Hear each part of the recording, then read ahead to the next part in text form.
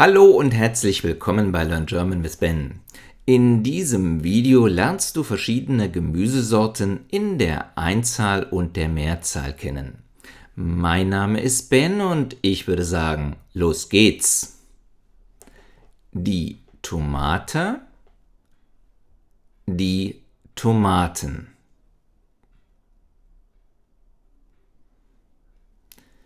Die Gurke, die Gurken. Die Möhre, die Möhren oder die Karotte, die Karotten. Der Salat, die Salate.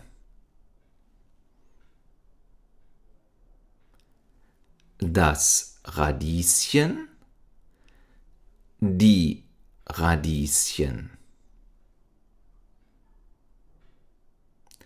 Der Kohlrabi, die Kohlrabis.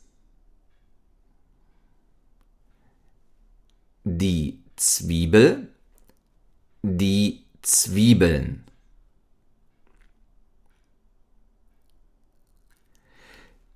Die Paprika, die Paprikas. Die Zucchini, die Zucchinis. Die Erbse, die Erbsen.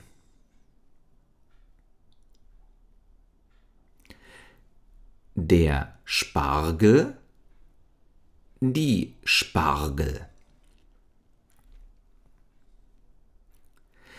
Der Rhabarber, die Rhabarber.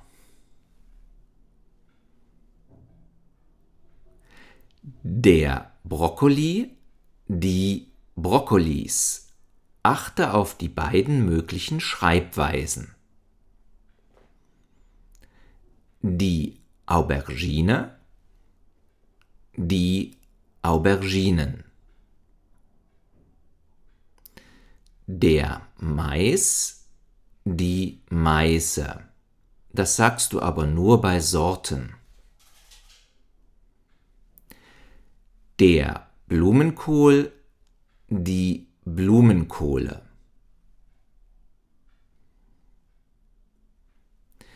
Der Kürbis, die Kürbisse.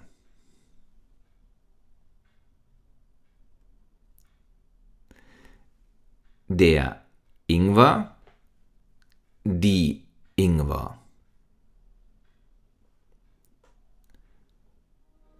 Wusstest du übrigens, dass die Kartoffel kein Gemüse ist und dass Obst keinen Plural hat, aber Gemüse schon?